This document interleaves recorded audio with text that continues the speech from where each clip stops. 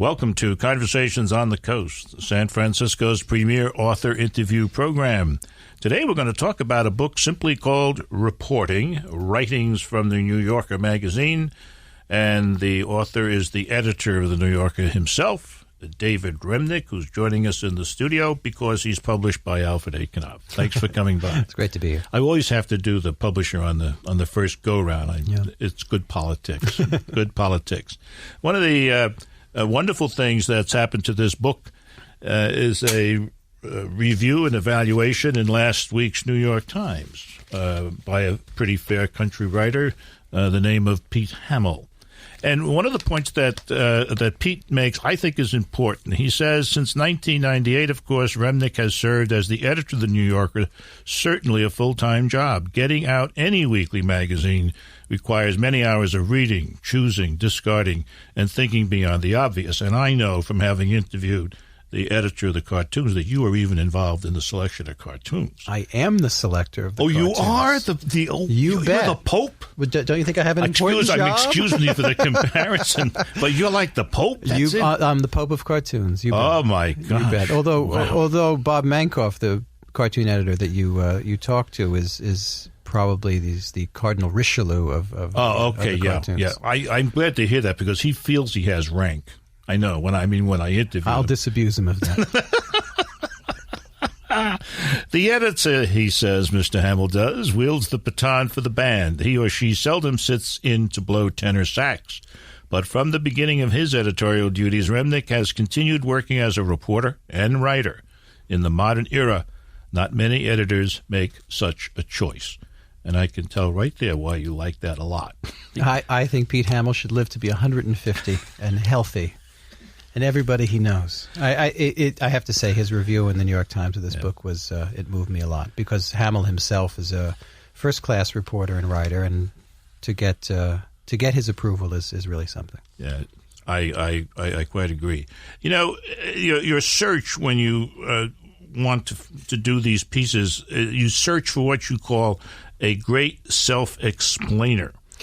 Most of these pieces, in fact, pretty much all of them are about well-known people, and we live now in a kind of celebrity age where usually the best writerly choice is to move away from the well-known and toward people who are more ordinary and therefore less kind of crazed by fame. And the fear being that you'll become part of the publicity apparatus? Exactly, and that you're interviewing somebody that has learned a half dozen cliches in order to fend you off. And this is everywhere in our world now. It's very hard to do something like write about baseball players or movie actors or directors because they're so wealthy.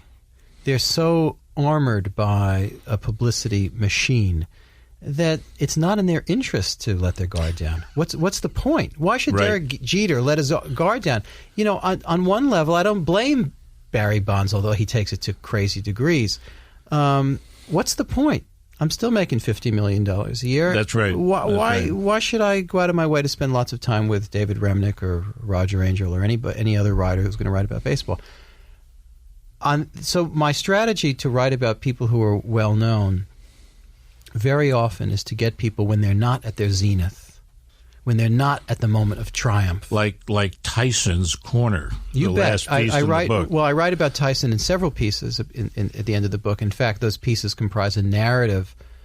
The Atlas piece, yeah. Teddy Atlas, the fight against Evander Holyfield, the fight against Lennox Lewis. It's not because I'm such a big boxing fan, but I find the other sports that interest me impenetrable compared to something like boxing, because Mike Tyson and other fighters are completely exposed. They speak from their souls in an almost scary way. I mean, Mike Tyson's like something out of a combination of Boxing Illustrated and Fyodor Dostoevsky. It's an amazing, amazing thing. It really is. One of my great heroes in reporting was the late Murray Kempton, who was a columnist for the New York Post, and many Newsday. years, yeah. And his strategy very often was to go to the loser's locker room.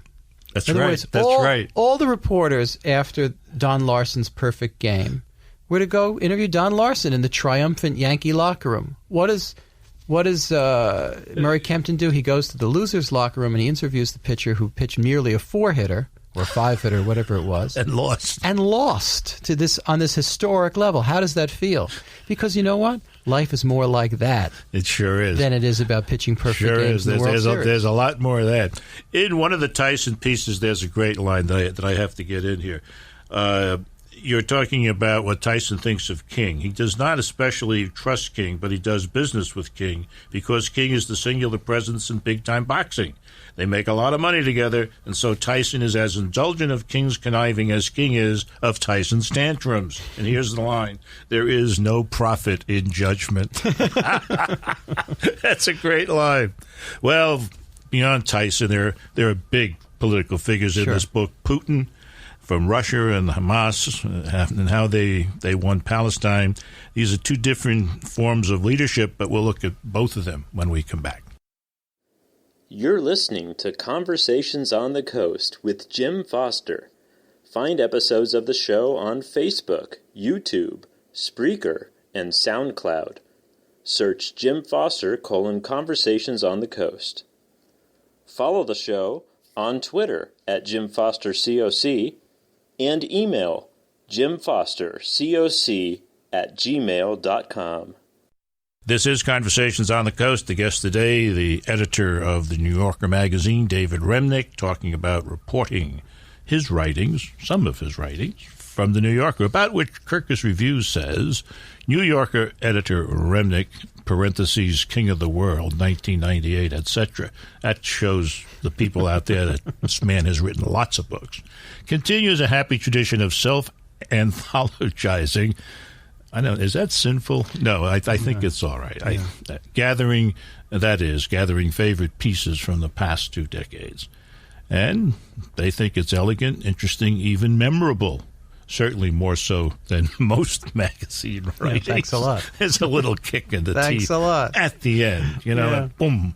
Now, in addition to talking or writing about Tyson, a man of war, if you will, you also write about a kind of dull, straight-up guy called Al Gore, post-2000. Not so dull. I mean, he is, as a guy who's filled with self-presentation problems, as we say in the modern world. When the camera goes on, his back stiffens, and some weird thing happens that makes him less appealing.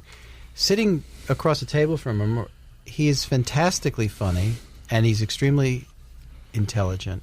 But all that is irrelevant. What I wanted to do was catch him after the weirdest thing possible in American history could possibly happen. What happened? He won the popular vote by 500,000 votes, which is a hell of a lot more than John Kennedy won the popular vote, if I'm remembering this correctly. And yet he lost the election for reasons that we know: Supreme Court, hanging chads, all the rest. Now, this man was born to be the president. His father was a senator, and when his birth was announced, they practically announced that he was going to run for president. Mm-hmm. I'm not saying he would have been great or bad, I'm just saying that he was bred for politics the way a horse is bred to run the Kentucky Derby. He was vice president twice. He was senator. He had causes. He had intelligence. And this weird thing happened. He had the family, too. You bet. And a very attractive family of his own. And he has watched his opponent go into this kind of political tailspin, namely George Bush. So what happens to a guy like that? How does he live in the world? How does he absorb this historical, strange defeat? How does he absorb the fact that everybody that comes up to him looks at him with mournful eyes as if he's just lost his entire family in a flood? And that's what that piece is about in large measure, and the way he kind of gathered himself to become a very full-throated critic of the Bush administration in a way that's much more honest and open and himself than the way he behaved in the 2000 campaign, especially those 3 debates, which were the disaster that helped him go south.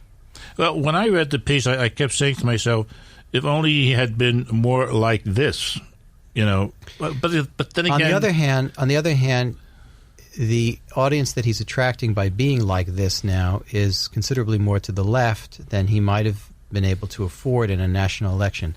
This is a more conservative country than people in San Francisco or Manhattan are necessarily willing to believe. And you cannot win a national election by sweeping the precincts of San Francisco, Manhattan, North Chicago, South Side of Chicago. Yeah. You have to run a much broader campaign. That was his attempt in 2000, and by some accounts, he was successful. A lot of counting said he was. Yeah. Never mind. Let's not go there. But the other one, the other place where you get involved in the politics of the situation is the recent Hamas coming to power. Yeah, that's the piece that's the most recent in the book. It was published in the New Yorker just in late winter. Yeah. And there you have a new development in the Palestine-Israel conflict, which lasted for essentially a century and certainly 40 years of the occupation. And that's the rise of Islamic fundamentalism as a major factor in the Middle East. And as any reporter will tell you who has worked in that part of the world, it is the great secret of it is that it's the easiest place to report in the world. And why would that be? Because Israelis and Palestinians are extremely open and available and welcoming to reporters. It's not without its perils. It's not without its complexities. But compared to reporting in Washington, things are very open and available. One of the points... Democracy, for one, first of all, it's national character on both sides. Palestinians are extremely hospitable, even some very nasty ones. And I would say the Israelis, as a generality, or maybe are a little less friendly in some ways and maybe more argumentative, but no less open. And it's for a reporter, that's a total godsend. Yeah.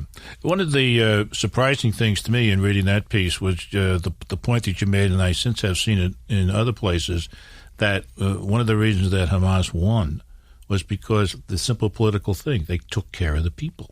Yeah, they were closer to the got ground. Money into the orphanages.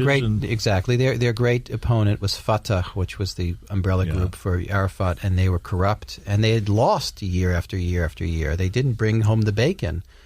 That's a terrible metaphor considering the region of the world, but you know what I mean. It certainly is. But you can That's say neither kosher nor halal. That's okay. Our guest, David Remnick, besides making certain ethnic faux pas here, started at the Washington Post, and reporting has a piece on the great lady of the Washington Post, Katharine Graham. Right. We'll visit that piece when we come back. You're listening to Conversations on the Coast with Jim Foster. Find episodes of the show on Facebook, YouTube, Spreaker, and SoundCloud. Search Jim Foster :Conversations on the Coast.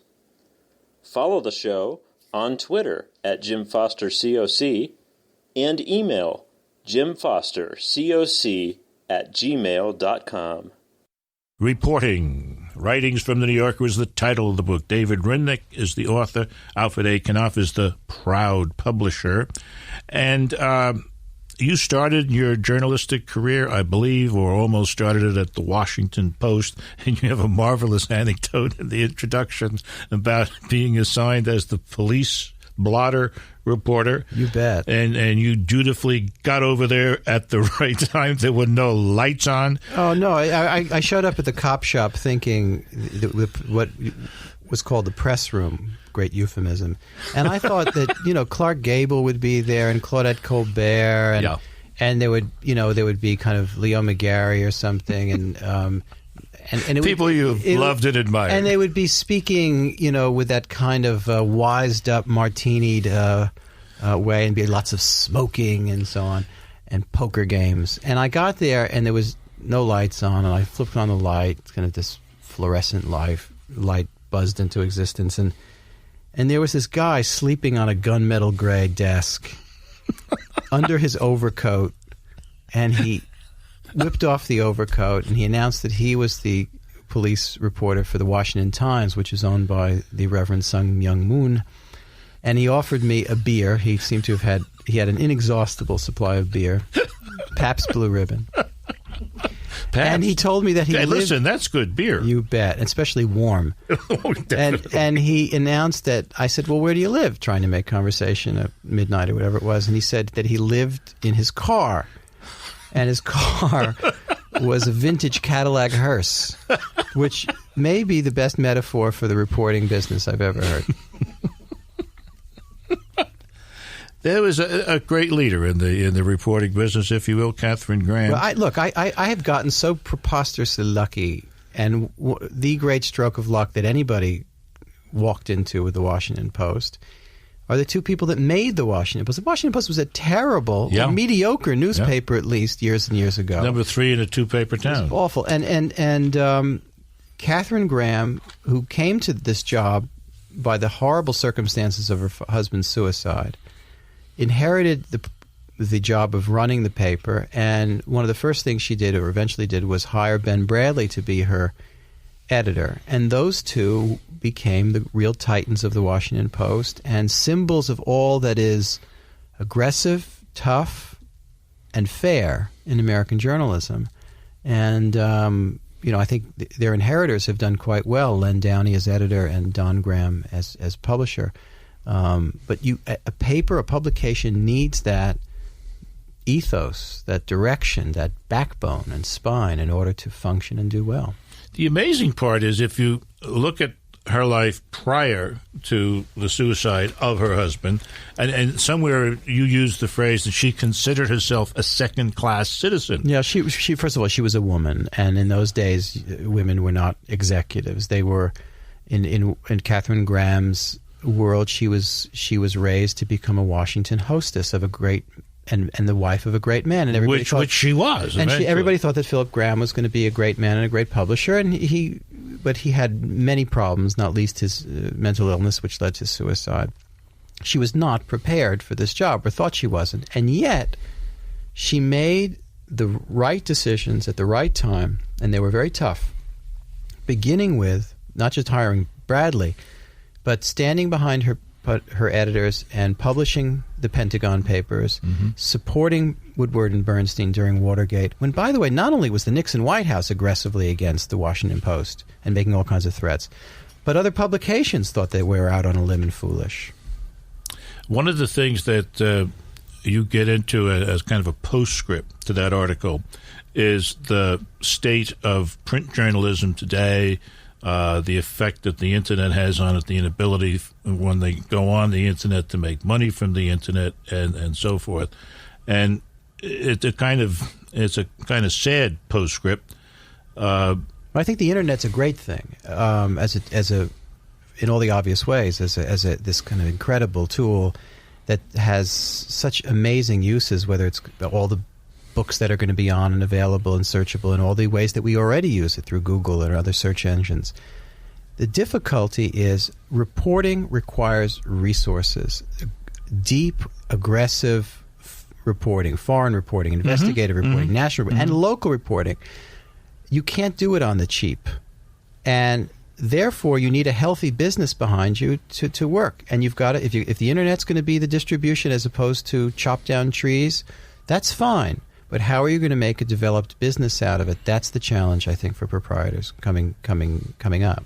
There's something else needed, which you get to, I think, at the very end of this postscript. During Watergate, you write, Katharine Graham was prepared not only to publish and support her reporters, but also to protect them by every means available to her. Her values, as well as her courage, seem increasingly endangered. They do, and I think a lot of that has to do with the fact that fewer and fewer owners are around. The stock market makes demands for profit margins on media companies that are crazy, and therefore, what do? They fire, and then things get worse. Reporting is the title of the book. Writings from the New Yorker is the subtitle. The author, who's been with us for a whole program, David Remnick. This has been Conversations on the Coast. I'm Jim Foster. You're listening to Conversations on the Coast with Jim Foster. Find episodes of the show on Facebook, YouTube, Spreaker, and SoundCloud.